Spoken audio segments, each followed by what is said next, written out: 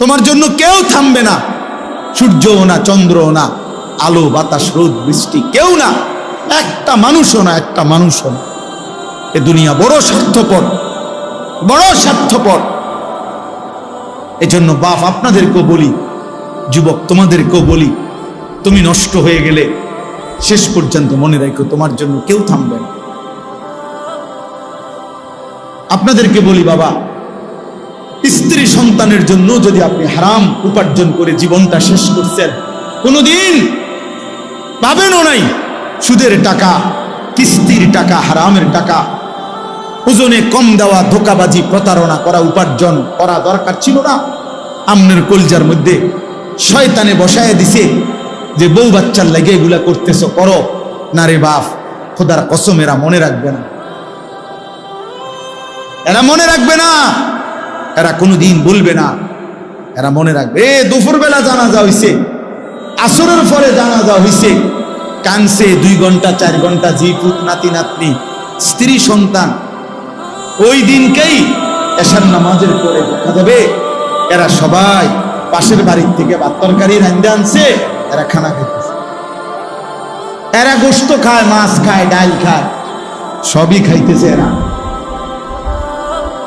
এরা না কাঁদছে অনেক, ওই কাঁদছে আর কি।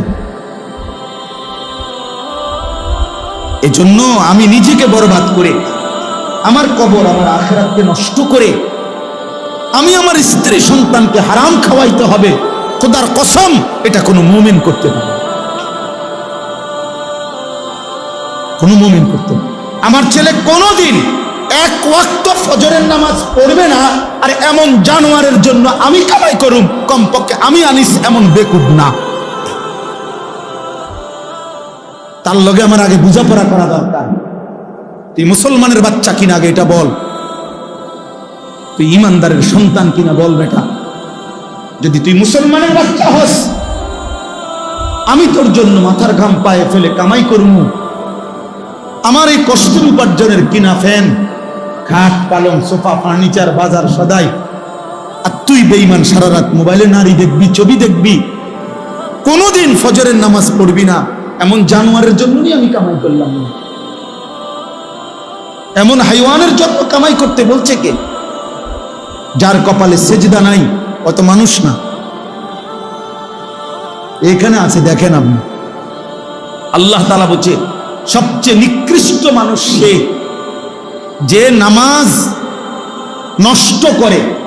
ফাখালাফা মিন বাদিহিম খালফুন, প্রত্যেক প্রজন্মের নিকৃষ্ট কারা? আল্লাহ বলেন আদাউস সালাহ, যারা তাদের নামাজকে নষ্ট করে দেয়। এখানে তাফসীরের মধ্যে লিখছে, অর্থ হইল যারা নামাজ ছেড়ে দেয় তারা না, বরং যারা নামাজ পড়ে কিন্তু নষ্ট করে। অর্থ হইল 3টা। 1, যে ব্যক্তি নামাজ পড়ে কিন্তু সবসময় বিলম্ব করে, যথাসময়ে নামাজ পড়ে না। 2, যে নামাজ পড়ে কিন্তু নামাজের ফরজ, ওয়াজিব, রুকু, সেজদা, তাসবিহ এগুলো ঠিক মতো আদায় করে না। 3, যে নামাজ পড়ে কিন্তু নিয়মিত জামাত ত্যাগ করে, মানে নামাজের জামাতে পড়ে না। এই ব্যক্তিকে বলা হয়েছে সে নামাজ নষ্ট করে, সে নিকৃষ্ট মানুষ। তাইলে যে নামাজই পড়ে না সে কি? সে কোনো আইটেমের মধ্যেই নেই।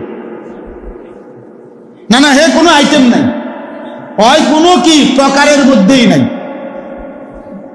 ওর আলাদা কোনো প্রকারে নাই।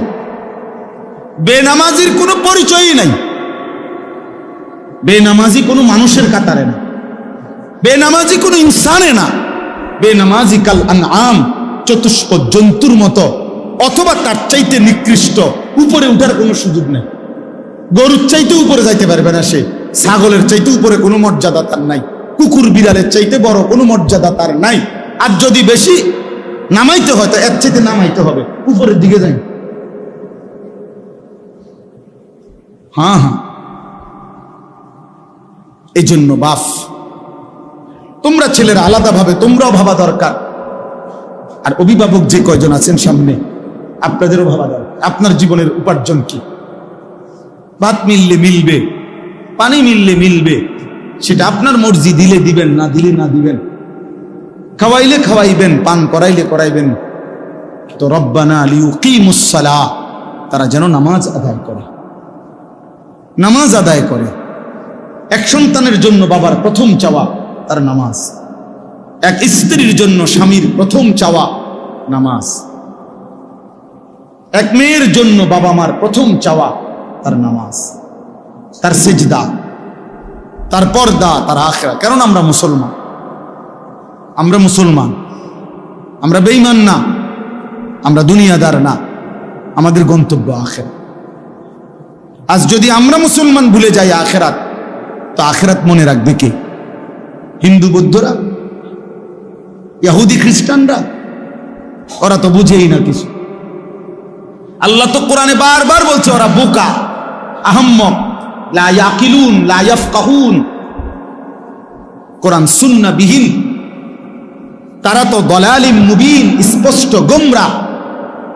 আল্লাহ তাআলা বলছে মুমিন, আমি তোমাকে ঈমান দিলাম, নবী রাসূল দিলাম, আমার আসমানি কিতাব দিলাম, যুগে যুগে বুঝাইবার জন্য উলামা কেরাম দিলাম, তারপরও পথ হারাইলা কেন? এই কয়জন ছেলে পেলে বাবা, তোমরাই বলো ভাই, কিসের অভাবে নামাজের গুরুত্ব বুঝলা না? কি আল্লাহ চেনো নাই, না রসুলের নাম শোনো নাই, নাকি কোনো আলেমের মুখে কোনোদিন শোনো নাই, না কোরআন শরীফ কোনোদিন দেখো নাই, নাকি কোনো মসজিদ দেখো নাই জীবনে কোনোদিন, নাকি কোনো আজান শোনো নাই কোনোদিন? কিসের অভাবে হারায় গেলা যারা নামাজ পড়ো না? বাপ, একটা যুক্তি তো থাকবে, হুজুর আমি এমন মরুভূমিতে ছিলাম যেখানে কোনো মানুষ ছিল না, যার কারণে আমি আল্লাহ চিনি নাই, আখিরাত চিনি নাই। আমি এমন পাহাড়ের গভীরে ছিলাম, আমি এমন সাগরের তলদেশে ছিলাম যেখানে কোনোদিন আজান শুনি নাই, যেখানে কোনোদিন কারো কাছ থেকে আল্লাহর পরিচয় শুনি নাই। চারিদিকে এত মসজিদ, এত মাদ্রাসা, এত উলামা, এত টুপি, এত আজান, তারপরেও তোমরা যারা বাবা দিনের পর দিন নামাজ পড়ো না, কিসের অভাবে? কি যুক্তিতে? আল্লাহর সাথে বোঝাপড়াটা কি হবে? রাসূলুল্লাহ সাল্লাল্লাহু আলাইহি সাল্লামের সুপারিশ কেমনে হবে? কেমনে হবে? আল্লাহর নবী সাল্লাল্লাহু আলাইহি সাল্লাম বলেন, বেঈমানের সাথে ইমানদারের চুক্তি, আল্লাহর নবী বলছে আসসালাহ, নবীজি বলছেন আল আহাদ, চুক্তি। মানে আল্লাহ তাআলার নবী বলছে আমরা যেন বেঈমানের সাথে এই কথার ওয়াদা করে নিছি, চুক্তি করে নিছি, তুই আল্লাহকে সেজদা দিবি না, আমি ওয়াদা দিলাম, আমি তোর সাথে চুক্তি করলাম, আমি মৃত্যু পর্যন্ত আমার আল্লাহকে সেজদা দেব। এটা হলো মুমিন আর কাফেরের চুক্তি, অর্থাৎ তুই সেজদা দিবি না, আমি দেব। আল্লাহর নবী বলছেন ফারকু বাইনানা ওয়া বাইনাল কুফরি ওয়াশ শিরক, আমাদের ইমানদারের মাঝে আর মুশরিক কাফেরের মাঝে পার্থক্য আসসালাহ, নামাজ। নামাজ, ইমানদার সেজদা দেয়, নামাজ পড়ে, মুশরিক বেঈমান নামাজ পড়েন।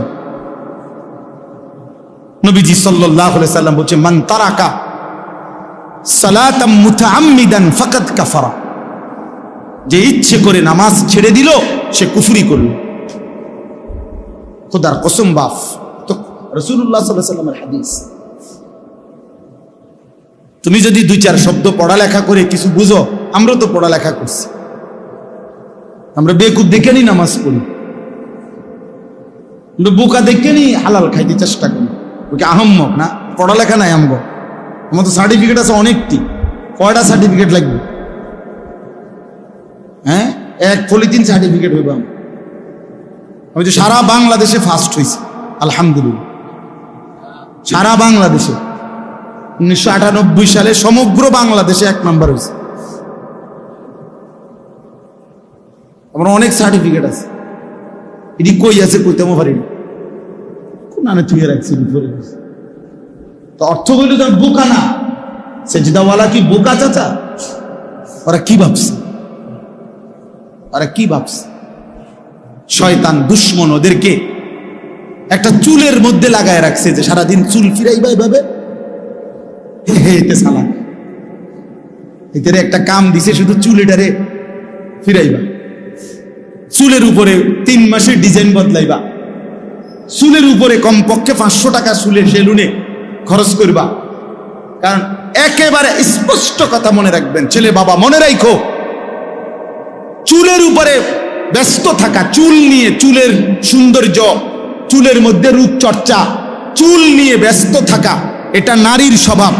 এই জন্য এই পৃথিবীতে নারীর চুলের জন্য হাজারো আইটেমের তেল প্রসাধনী আছে। নারীর সৌন্দর্য তার চুলে, এজন্য নারী তার চুল সুন্দর রাখা, লম্বা করা, চুলের উপরে, সৌন্দর্যের উপরে বহু ফিকির করে। এজন্য যেই সমস্ত ছেলে এই চুল নিয়ে ব্যস্ত, তোর মধ্যে মূলত পৌরুষ নাই, নারীর স্বভাব তোর উপরে গালেব, এই জন্য তোর মধ্যে এই মানসিকতা। পুরুষ যেটারে বলে ওটা তুই হারায় ফেলছ। যারা তাদের মনের চাহিদার অনুসরণ করে, এই প্রিয় যুবক কিশোর বাবা, বুঝতে শেখো বাপ, নিজের হাতে নিজেরে তুলে নিও না বাবা। এই পৃথিবীতে মানুষের বাচ্চার, গরু ছাগলের বাচ্চা এক না। গরু ছাগলের বাচ্চা এটা নিজের মতো চললে কোনো অসুবিধা হয় না, যার কারণে 2 বাজার পরে গাভী বিক্রি করে দেয়, বাচ্চা এমনি বড় হয়ে যায়। বাছুর অসুবিধা হয় না, কারণ দুধ কানার মাসালা, ঘাস খানার মাসালা, আর তেমন কিছু নাই। কিছু দুধ খাবে আর ঘাস টাস খাবে, দৌড়াদৌড়ি করবে। এই গাভীর বাচ্চার এর দূরে ভুল বিষয়। কিন্তু মুসলমানের বাচ্চা, মানুষের বাচ্চা এটা না ভাইয়া। মানুষের বাচ্চার ইমান, ইসলাম, আখলাক, লেনদেন, আদব, আচরণ সবকিছু সুন্দর করা, ওই আলোকে জীবন গড়া, কবর ঠিক রাখা, হাসরের ময়দান আখেরাত ঠিক করা, এটা পুরা একটা জিম্মাদারি। এই জন্য আল্লাহ তাআলা একটা বাচ্চাকে লাওয়ারিশ দেয় নাই। মাথার উপরে তার মা, বাবা, দাদা, দাদি, নানা, নানি, বড় ভাই, বড় বোন, চাচা, মামা, ফুফা, খালু, এত অভিভাবক দিয়ে আল্লাহ তাআলা তার মাথার উপরে রাখছেন যেন সে উত্তম আখলাক নিয়ে জিন্দেগি গঠন করতে পারে। এটা লাওয়ারিশ না, লাওয়ারিশ না। এজন্য প্রিয় ভাই আমার, আল্লাহ বলছে ওয়াত্তাবাউশ শাহওয়াত, যে তার মনের চাহিদার অনুসরণ করে, তার মনে যা চায় তা। কিসের আল্লাহ, কিসের রসুল, কিসের কোরআন, কিসের কিতাব? হুজুর আমি কিচ্ছু মানি না, আমি মুক্ত, আমি স্বাধীন, আমার মনে যা চায় তা। আমি 3 মাস আগে চুল রাখছি এভাবে, এখন রাখছি এভাবে। আমি একবার পরছি সিপা ফ্যান, আবার পরি ডোলা ফ্যান। আমার যা মন চায় তাই। আমি মন চাইলে দাঁড়াইয়া পেশাব করি, মন চাইলে বসে পেশাব করি, মন চাইলে হাঁটতে হাঁটতে পেশাব করি। না রে ভাইয়া, এটা মুসলমানের জিন্দেগি না, এটা মানুষের জীবন না, এটা মুমিনের জীবন না বন্ধু। নিজের হাতে যে নিজেকে তুলে নেয় সে শয়তান, সে শয়তান, ইবলিস। এই জন্য ইবলিসের অপরাধের নাম কি? আনা আনা আনা আনা শব্দের অর্থ হলো আমি। কোরআন শরীফে আছে, আল্লাহ তাআলা জিজ্ঞেস করছে সেজদা দিলি না কেন ইবলিসকে? বলছে আনা খায়রুম মিনহু, আমি তার চাইতে উত্তম। আল্লাহ বলছে কি বললি? আমার সামনে বললি আমি, আমি আল্লাহর সামনে? যা ফখরুজ, বের হ অহংকারী, আজকে থেকে কিয়ামত পর্যন্ত তোর উপরে আল্লাহর লানত। যা। সেই যে তাড়ায় দিল, আর কোনোদিন ফিরতে পারছে? আমি, আমার যা মন চায় তা। আপনি কে? হুজুর আপনার সমস্যা কি? আমি তো অনেক সময় বলি, অনেক ছেলেপেলে আছে না এমন, তারা একটু ভালো কথা বললে, হ্যাঁ আপনার সমস্যা কি? তারা আরে বেটা বেউকুফ, আমার কি সমস্যা? তোরে না সমস্যা বেটা, আমার সমস্যার জন্য তো আমি বলছি না, তোর সমস্যা। তোর এই নারী ছবি, অশ্লীল দৃশ্য, বেনামাজি জিন্দেগি, ফজরের নামাজ না পড়া এই জীবন তোমারে জাহান্নামের আগুনে ফেলে দিবে। আমি তোমারে মায়া কইরা ধাউ ধাউ আগুন থেকে বাঁচাইতে চাই, এই জন্য ডাকছি তোমার। সমস্যা আমার হবে কেন? সমস্যা তোমার। নবীজি সাল্লাল্লাহু আলাইহি সাল্লামের হাদিসে আছে, নবীজি বলছে আমি চেয়েছি আমার একটা একটা উম্মত কোমরে জড়াইয়া ধরে হলেও জাহান্নামের আগুন থেকে বাঁচাইতে। সর্বশেষ কথা, ফাসাউফা ইয়ালকাউনা গাইয়া, আল্লাহ বলে এই 2টি মন্দ অভ্যাস যারা তাদের নামাজ নষ্ট করে, মনের ইচ্ছা মতো চলে, তারা নিকৃষ্ট প্রজন্ম, মন্দ উত্তরসূরি। আমি আল্লাহ তাদেরকে জাহান্নামের সবচেয়ে নিকৃষ্ট গর্ত গাই, এই গাই নামক গর্তের মধ্যে ছুঁড়ে মারে। পুরা জাহান্নামের মধ্যে সবচেয়ে নিকৃষ্ট একটি আযাবে, সবচেয়ে ভয়ঙ্কর একটা গর্তের নাম হলো গাই। তাফসীরে আছে। আশ্চর্য কথা হলো নবীজি বলছে এই জাহান্নামের ওই গুহাটা এতটা ভয়ঙ্কর, জাহান্নামের বাকি অংশ আল্লাহর কাছে পানাহ চায় যে আল্লাহ আমি জাহান্নামকেও ওই গর্তে ফেলিয়ে দেব। হাদিস আছে, আমি জাহান্নামকেও কি করেন না ওই গাতাত ফেলেন। আল্লাহ বলছে ফাসাউফা ইয়ালকাউনা গাইয়া, আমি ওই নাফরমান যে নামাজ নষ্ট করে আর তার মনের মতো চলে, আমি তার সেই গাই নামক জাহান্নামের গর্তে ছুঁড়ে মারি। আল্লাহ বলেন যে বান্দা তওবা করে গুনাহ ছেড়ে আমি আল্লাহর দিকে ফিরে আসে, ওয়া আমানা, এবং আমি আল্লাহরে মেনে নেয়, ওয়া আমিলা সালিহান, এবং নেক আমল করতে থাকে, ফাউলাইকা ইয়াদখুলুনাল জান্নাহ, আমি আল্লাহ ওয়াদা দিলাম এরা সকলেই জান্নাতেই প্রবেশ করবে। ওয়ালা ইউজলামুনা শাইআ, কোনো জুলুম করা হবে না, অর্থাৎ পিছনের ওই গুনাহগুলোর কারণে লজ্জা দেওয়া হবে না, বরং তওবা করে ফিরে আসলে, নতুন করে বন্দিগি শুরু করলে আমি আল্লাহ এখন থেকেই তারে জান্নাত দিয়ে দেব। এই জন্য প্রিয় ভাই, প্রিয় কিশোর, নওজোয়ান, বয়স্ক বাবা, আমিও, আমরা সবাই মিলে চলেন আল্লাহর দিকে ফিরে আসি। কার দিকে বলেন না, কার দিকে ফিরা দরকার? নবী সাল্লাল্লাহু আলাইহি সাল্লামের সুন্নাতের দিকে। আল্লাহ তাআলা আমাদেরকে তৌফিক দান করেন। আল্লাহ, ছোটবেলায় আমরা যখন মোটামুটি পড়ালেখা করতাম, আমাদের বুঝের বয়সে আমরা ছোটবেলায় দেখছি যে ডাক্তার, একজন ডাক্তারই এমবিবিএস ডাক্তার সব রোগের চিকিৎসা করত, যে কোনো রোগীকেই ওনারা ঔষধ দিত আগে। কিন্তু আজকে 30 বছরের ব্যবধানে আইসা, 20-25 বছরের ব্যবধানে আইসা এখন পরিস্থিতি হলো এমন, মানব দেহের প্রত্যেক অঙ্গের আলাদা আলাদা স্পেশালিস্ট থাকতে, আলাদা আলাদা ডিপার্টমেন্ট, নাক কান গলা আলাদা, চক্ষু আলাদা, ব্রেনের আলাদা, অনেক ডিপার্টমেন্ট, অভাব নাই, আলাদা আলাদা বিষয় ডাক্তার। আগে এমন ছিল না, আগে একই ডাক্তার সব ওষুধ দিত। কিন্তু পরিবেশ পরিস্থিতি, প্রয়োজনীয়তার বিবেচনায় ভিন্ন ভিন্ন আলাদা আলাদা ডিপার্টমেন্ট করা হয়েছে। তাইলে একটা সময় আমরা মাদ্রাসায় পড়তাম, দেখা গেছে ছোটবেলাতেও দেখছি, নুরানিতে পড়তাম, তো এক ওস্তাদ সকাল থেকে নিয়ে রাত 10টা পর্যন্ত এই 10 জন, 20 জন, 30 জন বাচ্চাকে সব বিষয় উনি একাই পড়াইতেন। সময়ের প্রয়োজনে এখন বিষয় ভিত্তিক আলাদা আলাদা শিক্ষক ভিন্ন ভিন্ন রাখা আছে। তাইলে পরিবেশ পরিস্থিতি প্রয়োজন বিবেচনায় একই বিষয়কে অনেক সময় ভাগ করা হয়, কাজটা যেন বেশি হয়, প্রয়োজন যেন বেশি পূরণ হয়। তো আমাদের দেশে আলহামদুলিল্লাহ একটা সময় এলাকা 10 গ্রাম 5 গ্রাম মিলে